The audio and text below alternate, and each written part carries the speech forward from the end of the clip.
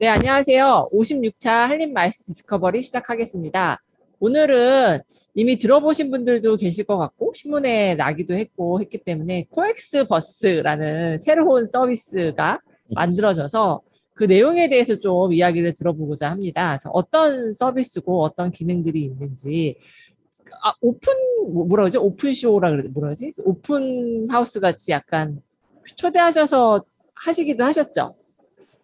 그거는 저희만 한 게 저희를 위해서 한 건 아니었고요. 그때 오픈하우스는 저희 새로운 시스템들을, 온라인 시스템들을 그랜드 볼룸에다가 설치해 놓고, 한번 보실 수 있도록, 업체분들이 보실 수 있도록 쇼케이스를 한 적이 있고요. 네. 요거는 저희 거는 조금 그거보다 그걸 활용해서 만드는 결과물이라고 봐야 돼서, 그치, 저희 건 그쵸. 쇼케이스는 하지는 않았습니다. 그 쇼케이스 보신 분들도 가서 보시고 네. 깜짝 놀라셨다고 하시는 분들 제가 몇 분 이야기 들었거든요.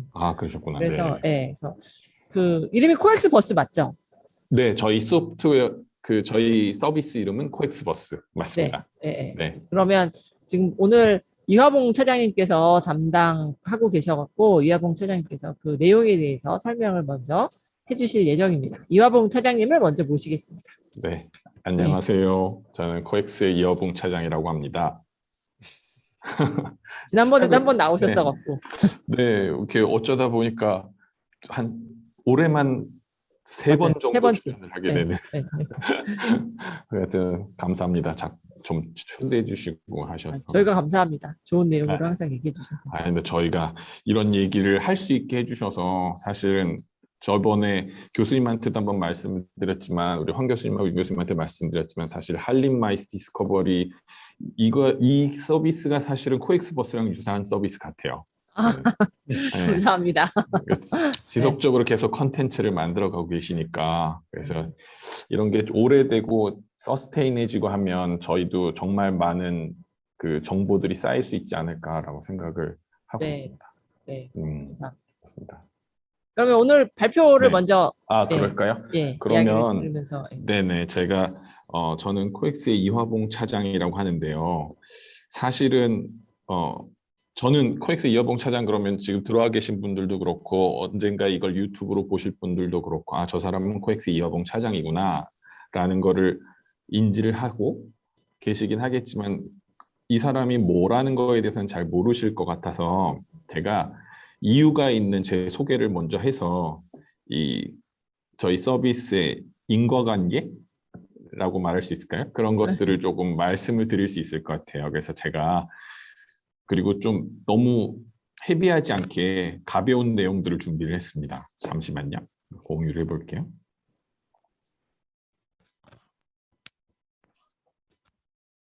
보이시는 거죠? 네, 보입니다. 네네. 저는 이제 잘 보입니다. 네. 오늘 내용을 온앤오프라고 했는데, 왜 TV에 예능 프로그램도 있었잖아요. 온앤오프라고. 막 일하는 거랑 쉬는 거랑 보여주는 예능 프로그램도 있었는데, 저희가 이제 온라인 서비스와 오프라인 서비스를 잘 하이브리드형으로 믹스하는 방법에 대해서 고민을 많이 하고 있잖아요. 업계 전체에서. 학계도 마찬가지고. 근데 저희가 그런 고민들을 시작하는 단계에서 뭔가를 사실은 액션을 해봐야 되겠다라는 전제 조건으로 이번에 서비스를 하나 만들었는데요. 그 서비스를 만들게 된 이야기들을 배경 설명을 좀 하려고 합니다. 근데 배경이라는 게 사실 제 개인적인 이야기여서 개인적인 이야기 먼저 간략하게 할게요. 간략하게 드리면 저는 그 서태지 음악을 소니 워크맨을 통해서 듣던 그런 세대에 컸는데요. 그런 세대가 제가 고등학교 때, 대학교 때, 요 시절입니다. 근데 그런 문화예술이 가장 우리나라가 막 버블 경제 시대였잖아요. 그때 가장 핫할 때 그 청소년기를 보냈는데 그러다 보니까 제가 이렇게 대한문화예술제라고 해야 되나요? 그런 축제들을 만들었었어요. 대학교 마지막에. 대학교 때요? 대학교 4학년 때 저희 선배님들이랑 그 타 학교의 선배님들이긴 하지만 이런 문화예술을 좋아하는 사람들끼리 만들어서 독립예술제라는 행사를 만들었었어요. 이게 꽤 규모가 컸습니다. 그래서 대학로에서 했었고 두 번째 해에는 예술의 전당에서 했었고, 세 번째는 홍대에서 했었습니다. 그래서 꽤 규모가 있는 행사였고, 요새는 프린지 페스티벌이라는 행사로 여전히 남아 있어요. 그래서 아, 제가, 프린지 페스티벌의 전신이에요, 이게? 네, 이게 프린지의 전신이고, 아, 제가 초대, 회장. 네, 초대 멤버죠. 오, 네, 그래서 이 행사를 만들다가 3년이라는 시간이 지난 다음에 조금 더 뭔가 구체적으로 나를 좀 만들어야겠다 싶어서 UNLV라는 대학원을 갔어요. 음, 한국에서는 학사를 하고 석사를 UNLV를 갔었습니다. 가서 공부를 하다가 근데 잘 모르겠더라고요.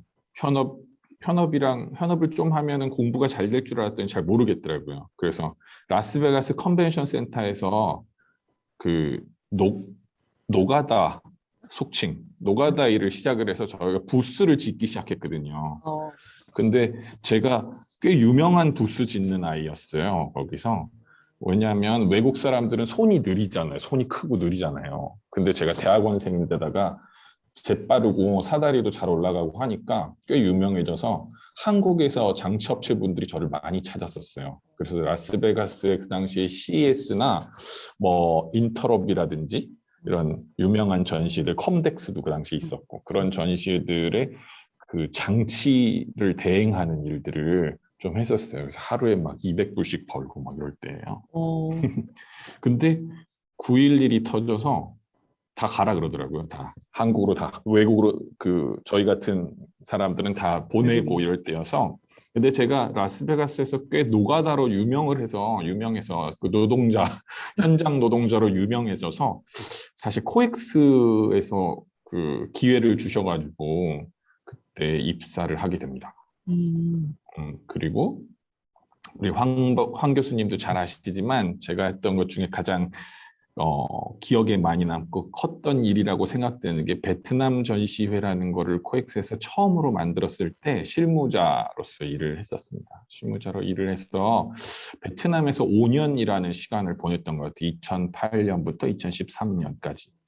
2009년부터 2013년까지죠. 그래서 5년이라는 시간을 보내면서 대한민국 최초로 전시 주최자가 해외에 나가서 솔리 그러니까 완전히 다 쇼인쇼나 뭐 쇼앤쇼의 개념이 아니라 오리지널리 저희가 다 만드는 행사를 처음으로 진행을 해봤고 그 당시에 이제 저희 회사의 사장님이셨던 배병관 사장님이랑 그 다음에 박종만 전무님 그 다음에 이연백 대표님 지금 회사를 나가셨지만 이연백 대표님에서 세 분이서 크게 리딩을 하시고 저는 실무로서 한 5년을 베트남에 있었던 기억이 있고요.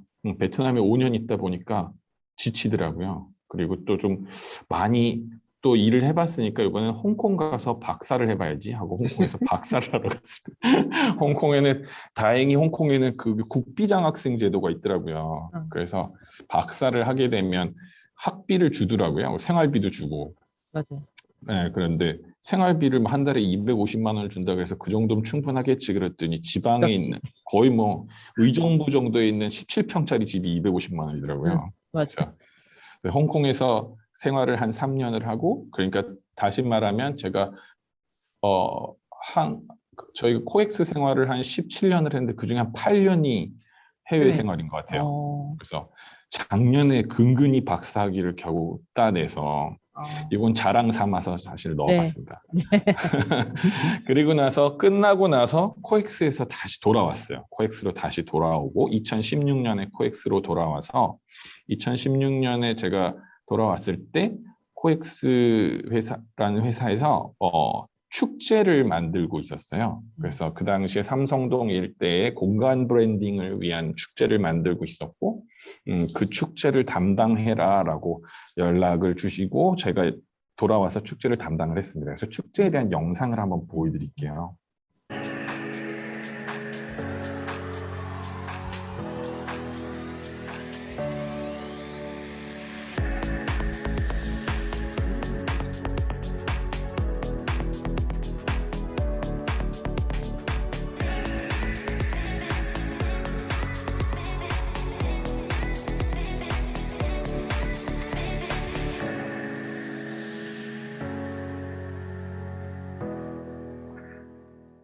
이렇게 해서 시페라는 축제를 만들어서 삼성동 일대에서 계속 공간을 어쨌든 이미지를 트위스트하는 축제들을 계속 만들어서 그 안에 컨텐츠를 계속 변화시키고 공급하는 역할을 했었어요. 그걸 하다가 물론 이게 지금 영상만 보면 야외에서 노는 것만 있어 보이지만 사실 저희는 마이스업에 종사하고 있기 때문에 그 안에 사실 마이스 관련된 일들이 많이 있었습니다. 그 중에 하나가 360 서울이라는 행사가 있었는데요. 그거는 기존에 있는 컨퍼런스가 조금은 지루하다는 생각을 해서 컨퍼런스 자체가 직접 경험을 하는 곳이지만 요새 MZ들은 조금 놀면서 경험을 할 수 있고 또 즐기면서 경험할 수 있는 조건들이 필요해서 저희가 인사이트 콘서트라고 불렀어요. 명칭을. 그래서 축제적 컨퍼런스를 만들어 보자 해서 인사이트 콘서트라고 해서 무대도 약간 락 페스티벌처럼 꾸미고 그 안에 맥주도 마실 수 있게 하고 들어 누워서 강의도 듣게 하고 중간중간 공연도 있는 컨퍼런스를 한번 만든 적이 있습니다. 한번 잠깐 영상 보여드릴게요.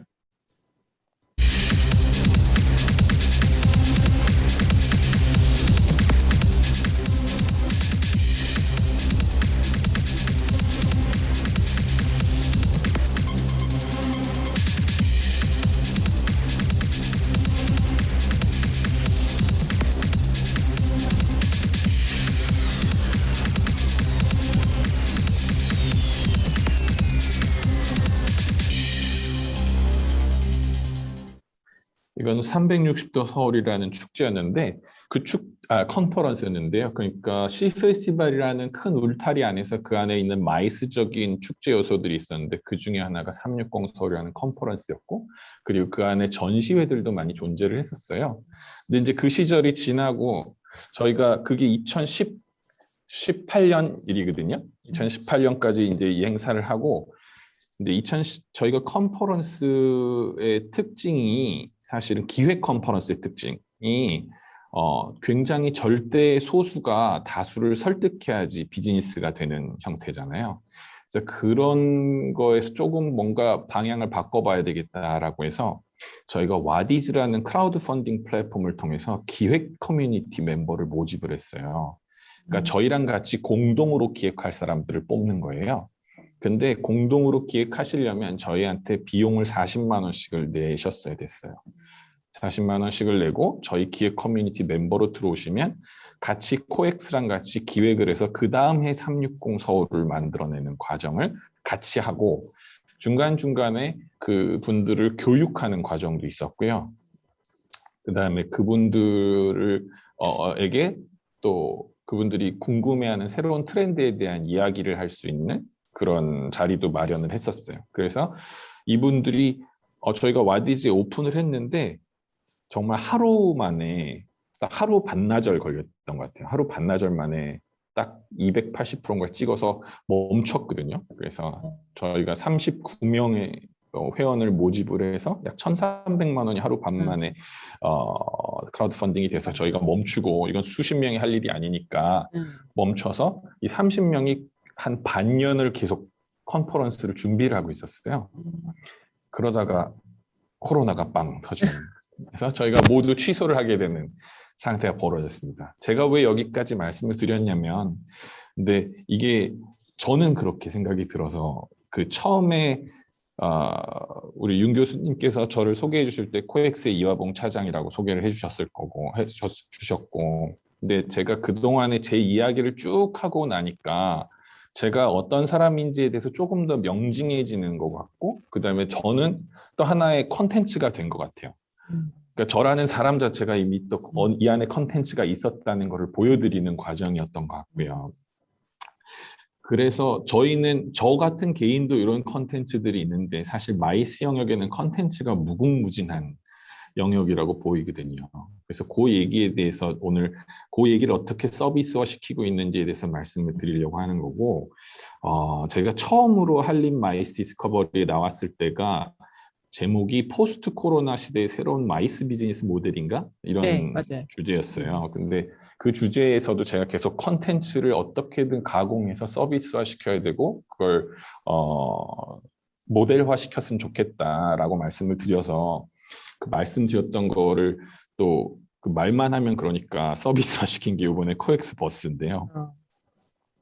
이제 코로나 시절을 위해서 코로나가 팬데믹 위기가 생기면서 이런 포스트 코로나 행사 모델을 개발을 필요로 하다라는 게 기획 기여이자 추진 배경이었고 저희가 코엑스 버스라는 이름을 지었습니다. 코엑스 버스라는 이름을 지었고 코엑스 버스는 코엑스와 메타버스의 줄임 같이 합친 말인데요.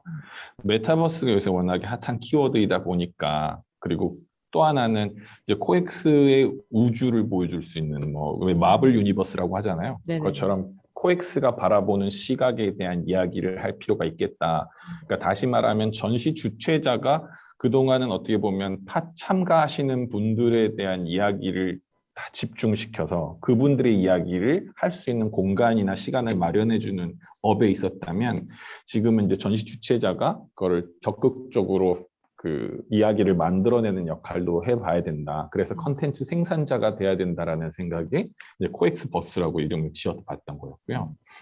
그러니까 이건 굉장히 개인적인 얘기인데 개인적인 의견일 뿐인데 저는 메타버스라는 거를 생각을 할 때 가장 큰 키포인트가 두 가지인 것 같아요. 저는 제 생각에는 그래서 하나는 게이미피케이션 쪽인 것 같고 하나는 퍼스널라이제이션인 것 같아요. 그래서 게이미피케이션이 지금 현재 우리가 알고 있는 쉽게 메타버스라고 불리우는 어떤 제페토라든지 그 안에 있는 유사한 서비스들이 많이 있잖아요. 그런 서비스들을 게이미피케이션이 굉장히 중요한데 사실 마이스 영역에서 어디까지 이게 가능할지 잘 모르겠다는 생각이 되게 많이 들었어요, 개인적으로.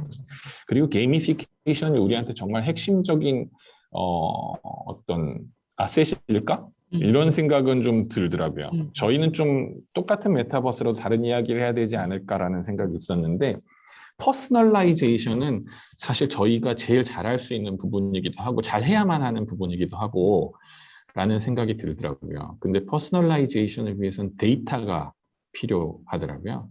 근데 사실 마이스 영역에 여기 계신 분들이 다 계시지만 마이스업에 계시지만 저희가 데이터를 가지고 있는 건 굉장히 수동적 데이터들을 많이 가지고 있었거든요.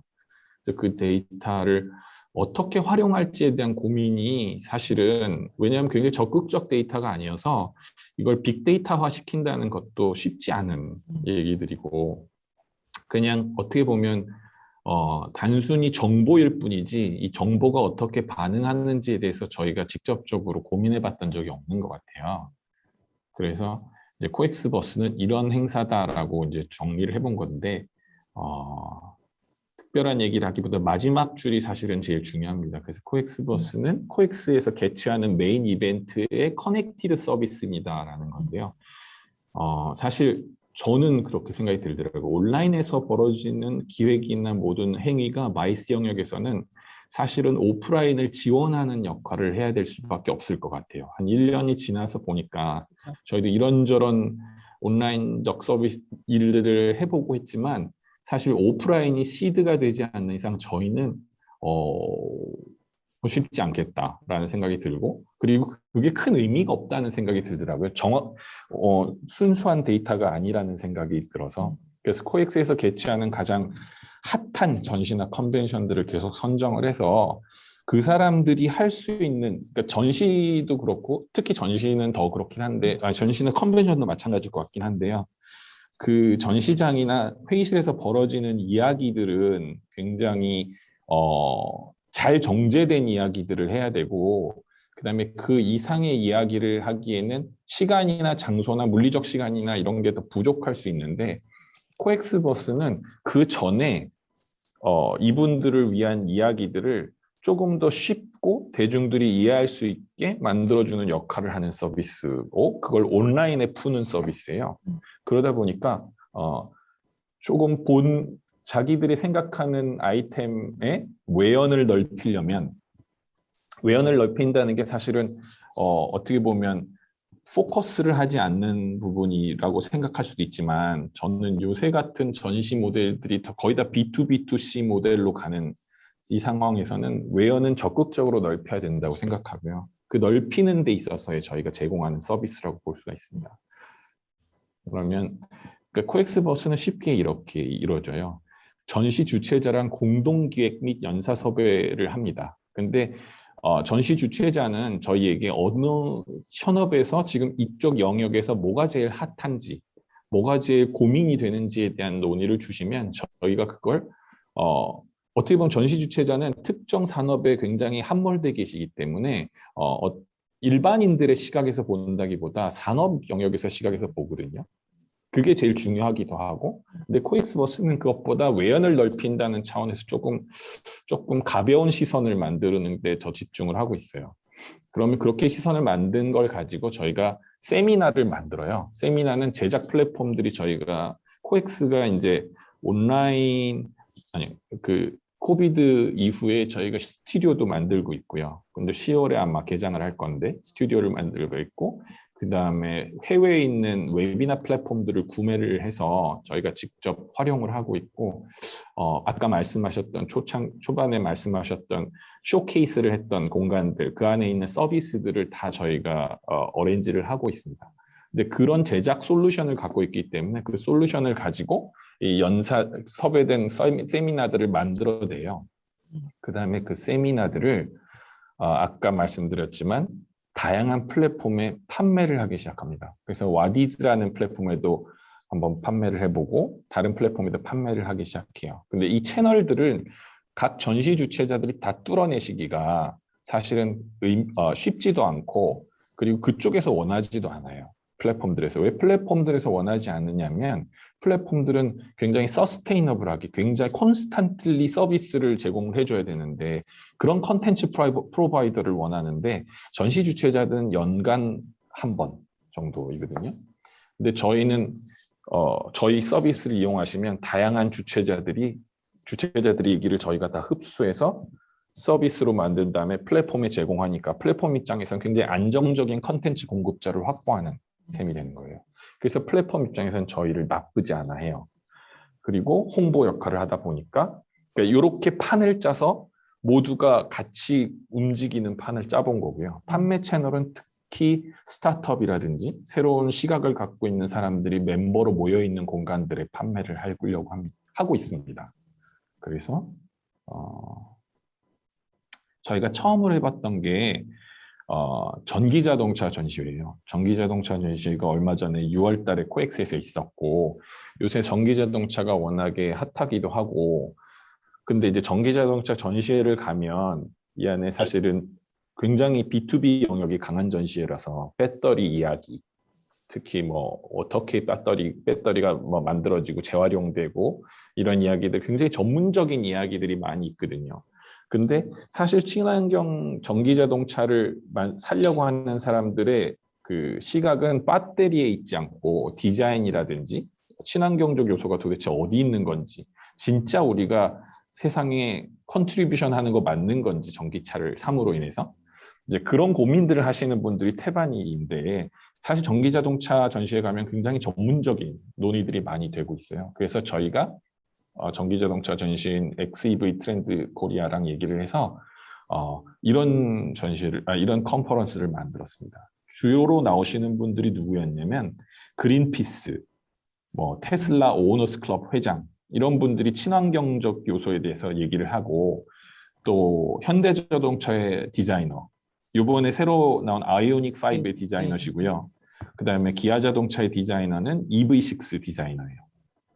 이런 분들이 서로 논의를 같이 하는 거죠. 그러니까 현차의 디자이너랑 기아차의 디자이너가 같이 나와서 뭘 한 거는 역사상 처음이라고 하더라고요. 원래 둘이서 같이 나와서 하질 않는데. 그 다음에 또 아우디 폭스바겐 코리아의 회장이자 한국 수입차협회 회장이 이제 폭스바겐 그룹의 어떤 친환경적 전기자동차의 미래에 관해서 얘기를 하는 것들을 해봤고요. 요거를 저희가 세미나로 간단히 만들어서 와디즈에 딱 일주일만 한번 팔아봤고요. 그 다음에 결과물이 이렇게 나왔는데 잠깐 스케치 영상이라서 한번 보여드릴게요.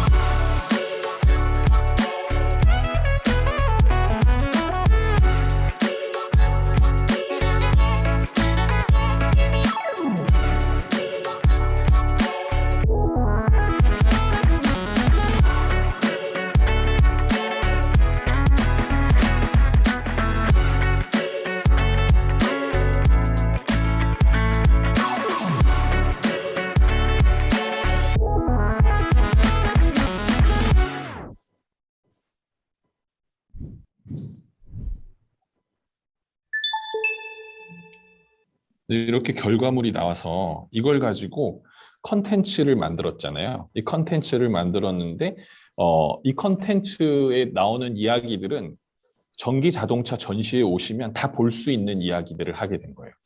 그러니까 그동안 온라인에 있는 세미나들은 특징이 그냥 온라인에서 만들어지고 온라인에서 연소하는 거라면 저희는 사실 실물을 볼 수 있다는 장점이 있죠.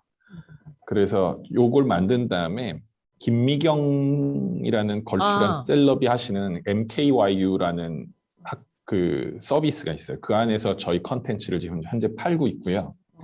여기 5만 명의 회원이 들어 있습니다. 그 다음에 원티드라고 이제 스타트업이나 디자이너들의 그 구인구직 플랫폼이에요. 네. 거기서 지금 저희 세미나를 또 판매를 하고 있어요.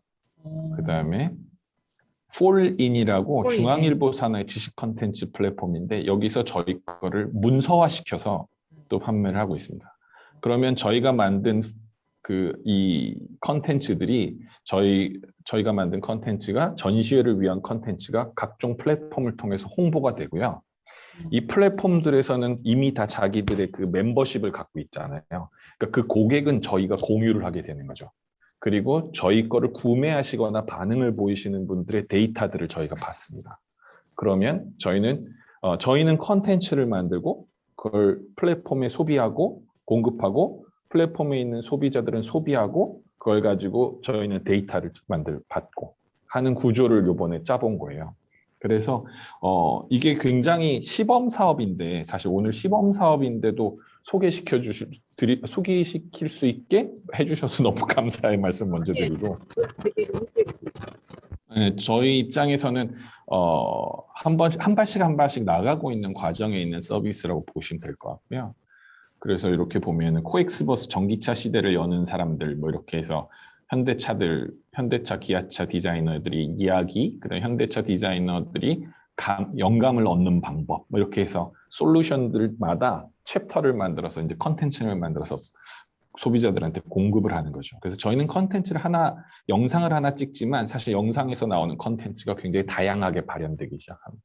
그러니까 저희는 영상 하나지만 사실 이거를 재가공하는 사람들은 컨텐츠를 여러 개를 만들고 있는 거고요. 그거에 대한 저작권은 저희가 갖게 되는 거죠.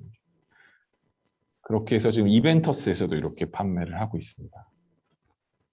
그러니까 쉽게 말하면 코엑스버스를 만드는 저희가 스튜디오 드래곤 역할을 하는 거고요. 만들어진 컨텐츠를 넷플릭스에 납품하듯이 저희는 김미경 TV, 원티드 이런 데 이제 플랫폼들을 뚫어서 납품을 하는 거죠. 근데 지금은 플랫폼들이 한 4군데, 5군데 정도에 있고요. 그리고 저희 내부에 코엑스 티코라는 시스템이 있어요. 그래서 코엑스에 등록하신 분들한테 이걸 보내드리는데 그게 한 3, 40만 명이 또 되거든요. 그분들한테 이 컨텐츠를 또 납품을 합니다. 그러면 요걸 이제 올해는 코엑스버스라는 걸 만들고 내년에는 컨텐츠를 점점 더 많은 전시들과 콜라보하고 컨벤션들이랑 콜라보해서 컨텐츠를 많이 만들어내면 궁극적으로는 마이스 컨텐츠 플랫폼들을 만들어낼 수 있지 않을까라는 생각이 들고요. 이게 뭐 방금 아까 뭐 단순하게 말씀드리면 국내 전시나 회의랑 연계하는 방법도 있지만 이 컨텐츠들이 잘 양산이 되면 이걸 영어로 서브타이틀을 만들면 해외 사람도 볼 수 있게 할 수 있을 거고요. 또 외국에 예를 들어서 예전에 한참 했었었는데 한중일 VIP 포럼이라고 한국하고 중국하고 일본의 컨벤션 센터들끼리 엮어서 매년 왔다 갔다 하면서 서로 모두 회의를 한 적이 있었어요.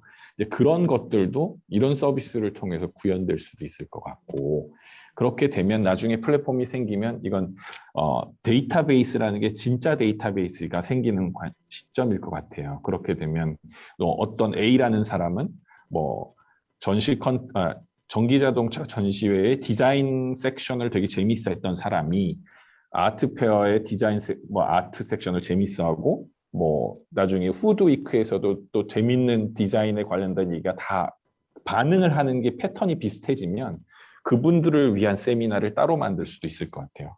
그래서 궁극적으로 보면 나중에 많은 데이터들을 모으기 위한 어떤 사업이라고 보시면 될 것 같습니다.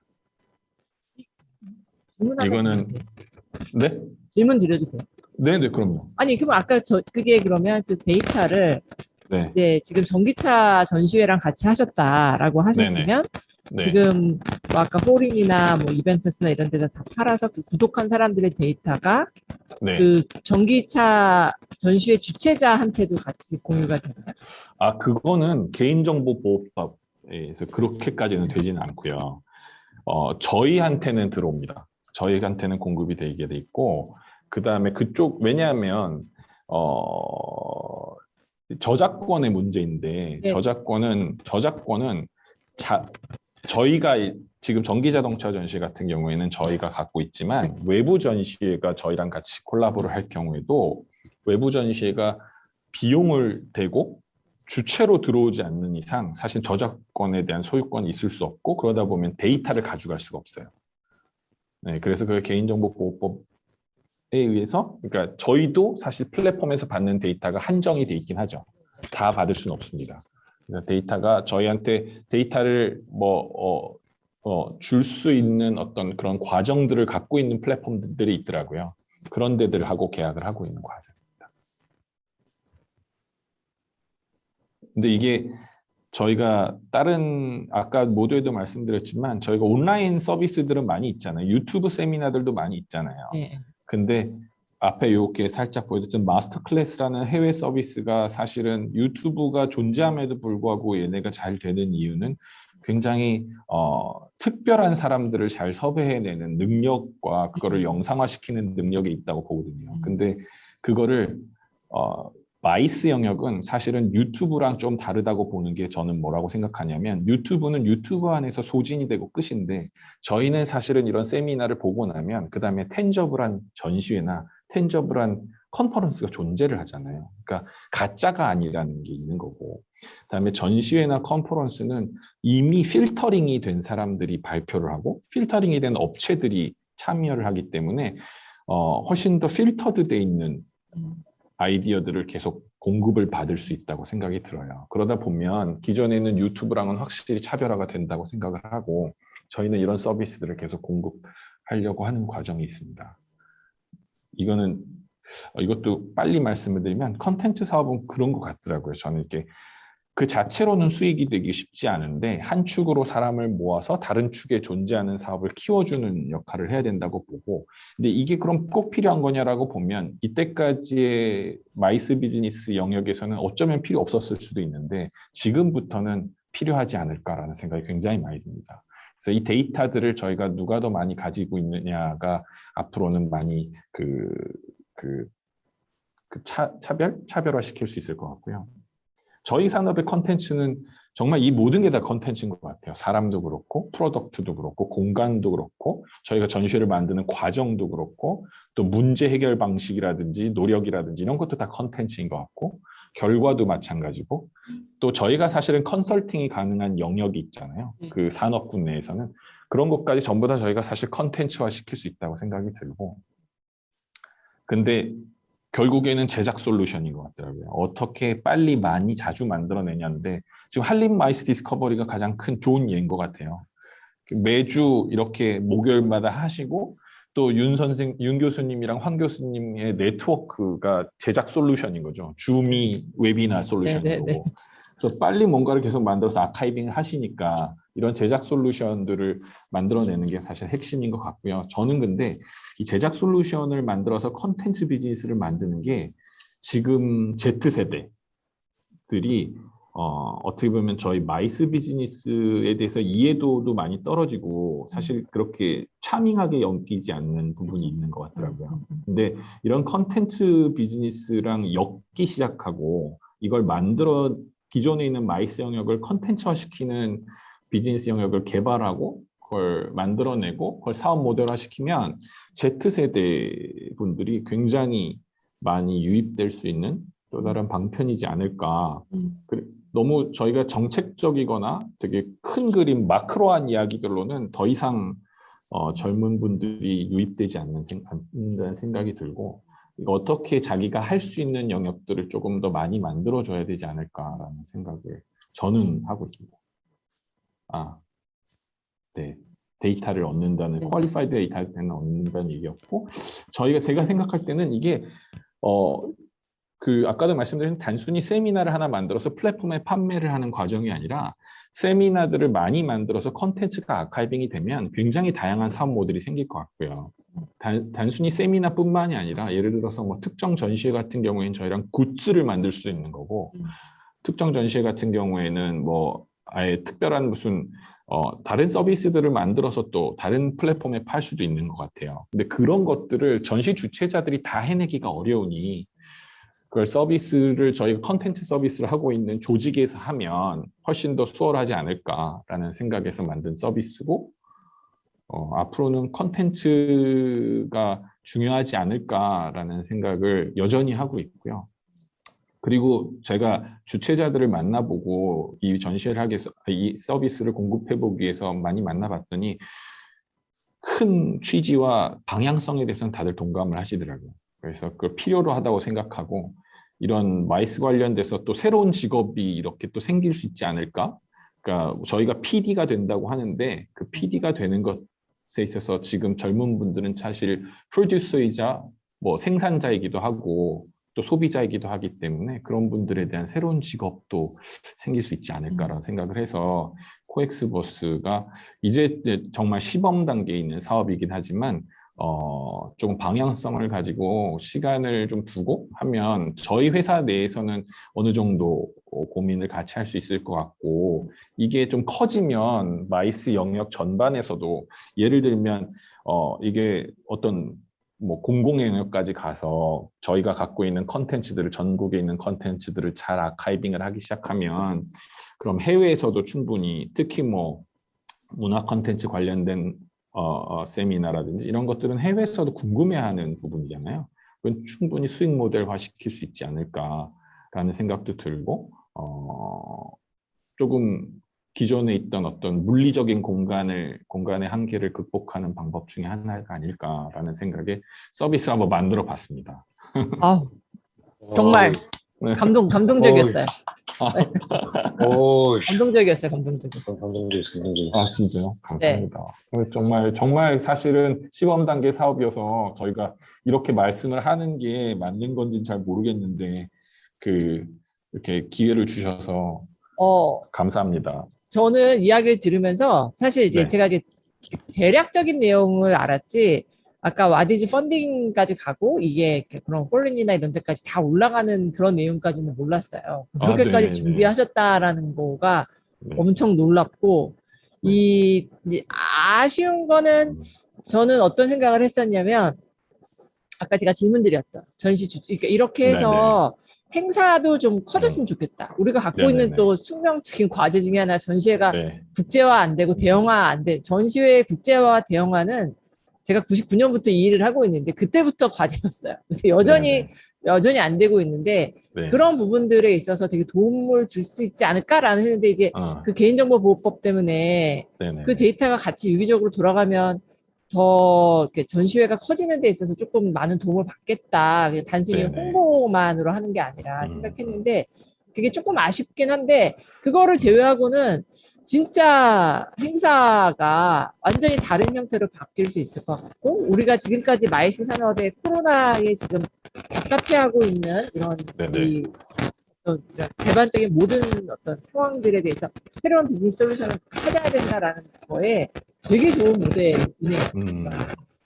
감사합니다. 하셨다라는 게 좀 놀랍고 네. 뭐 당장에 뭐 개인적인 목표도 걸려있지만 그래도 그 전에 이렇게 해서 사전에 준비하기 전에 홍보를 하게 되면 말씀하신 행동을 네. 오는 사람이 당연히 늘어나지 여기서 데이터를 또 얻어내면 될 것 같은 생각도 들어요. 네. 저희는 컨벤션 센터가 네. 정말 새로운 비즈니스 모델을 만드셨다라는 생각이 들어요. 네. 아, 네.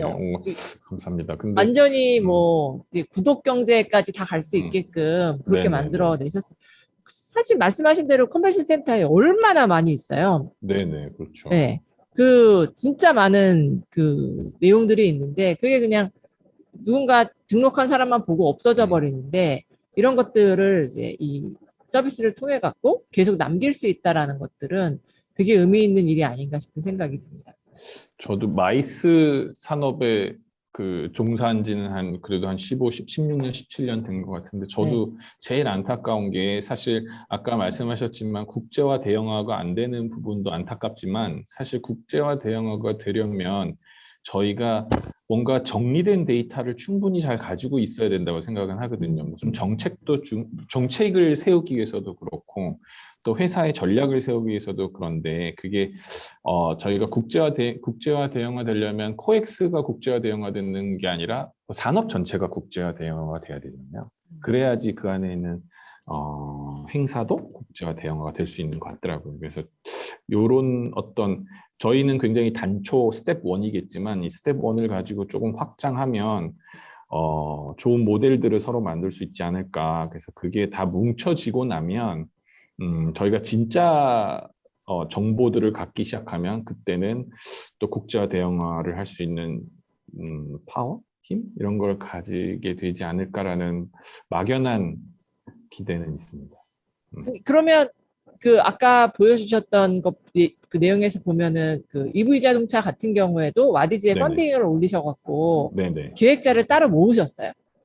그건 아니고요. 이거는 주최자와 저희가 기획을 하는 케이스였고 이 기획을 한 걸 가지고 세미나를 이 이 뜻에 동의하시는 분들은 펀딩을 해달라라고 요청을 해봤던 거예요.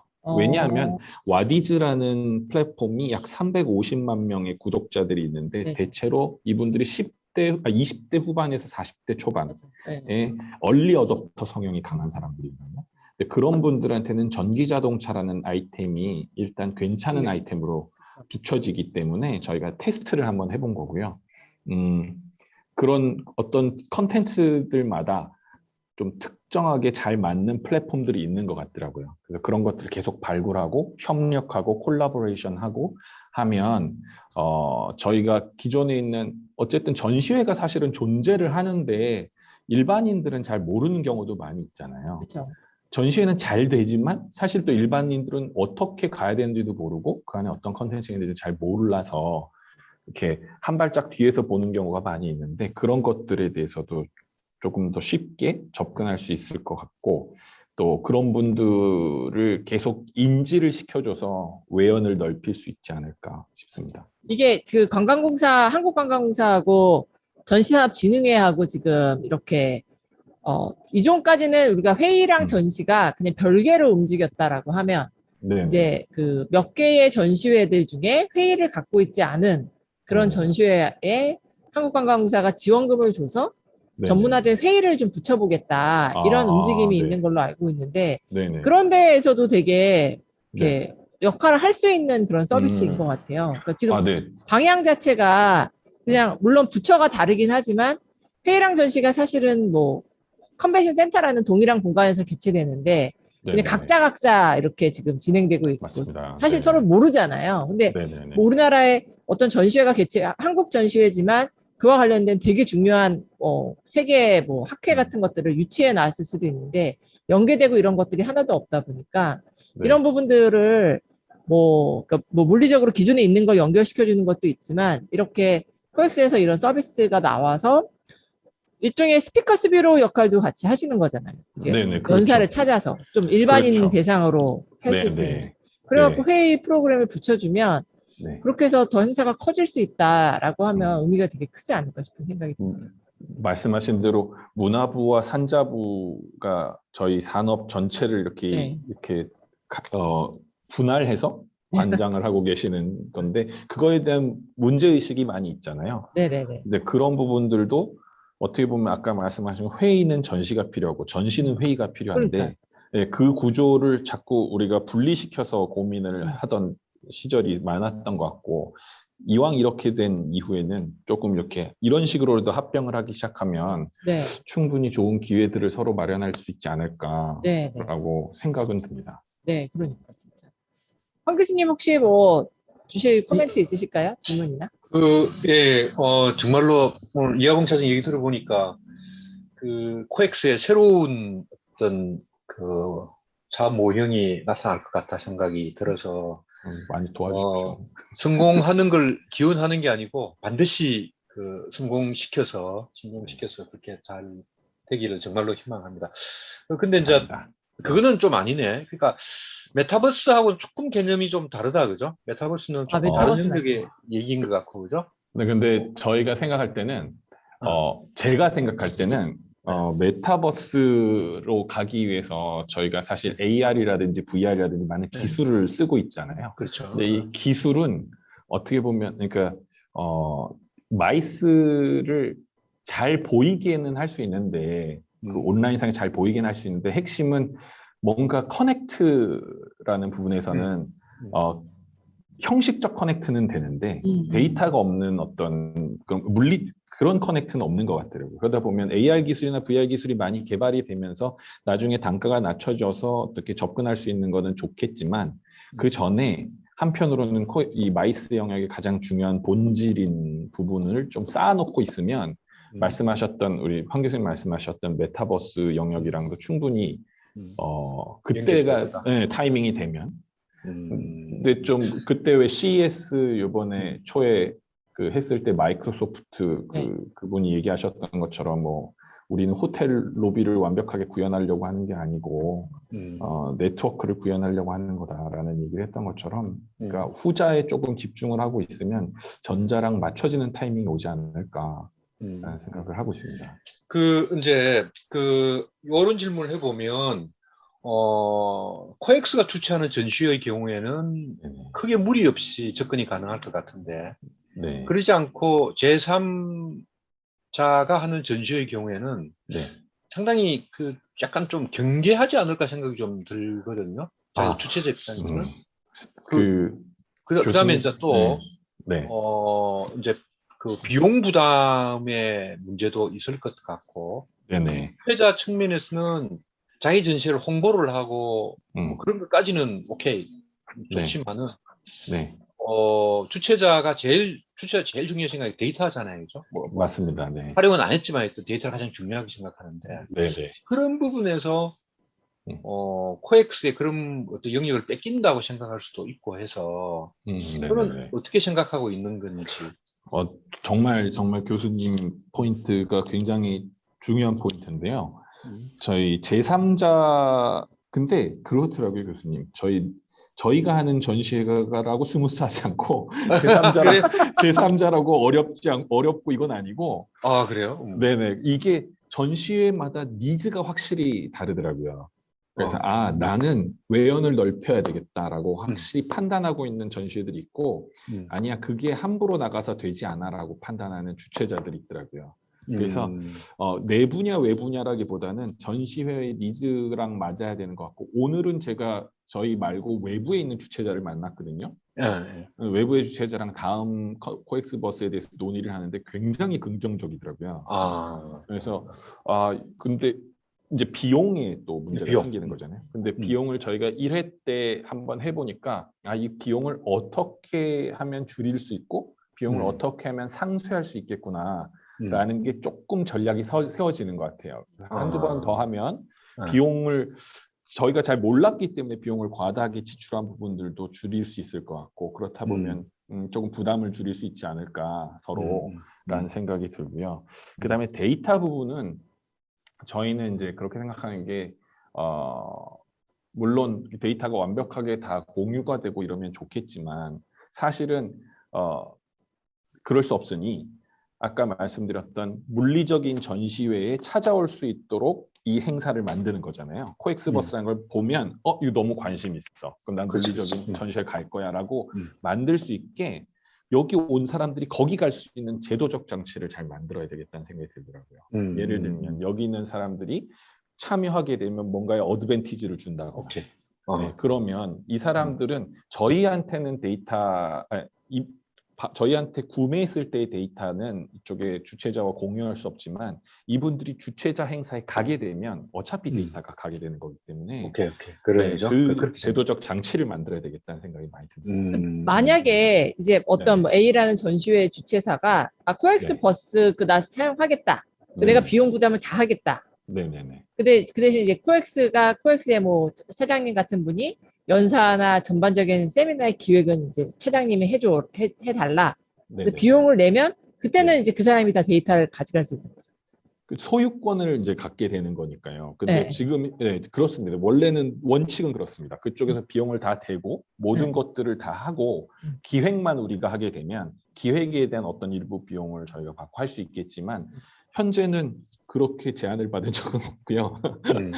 저희가 더 만들어 나가는 먼저 만들어 나가야 되겠다는 생각이 들어요. 저희가 직접 진행을 해야 되는 것들을 먼저 해보고 그러다 보면 모델이 조금 구체적이 되면 그렇게 할 수 있지 않을까라는 생각이 듭니다. 여기서 네. 요번에 전기자동차 그걸 했을 때 그 네네네. 사람들한테 그걸 출연료를 줬을 거 아니에요?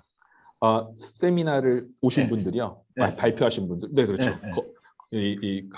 그 어너라리움이라고 하죠. 그렇죠. 어너라리움. 그거는 그러면 코엑스에서 이해봉 네네, 차장 저희가 코엑스에서 지불했습니다. 네. 지불하고. 대신 이제 저희가 판매를 하니까 판매. 비용들이 들어오잖아요. 그런 거 네. 그다음에 약간의 스폰서? 그러니까 이분들이 오히려 세미나에 연사로 참여하지만 기업 입장에서는 기업에 대한 이야기를 해야 되기 때문에 하고 이 이야기를 저희가 공급하는 플랫폼들한테 얘기를 하고 싶은 거예요. 본인의 이야기들을. 그러니까 세미나 때 현장에 전시장에 와서 얘기를 할 때는 업계에 있는 사람들한테만 얘기할 수 있는 거지만 사실 업계 밖에 있는 일반인들한테 리치하고 싶은 마음이 있거든요.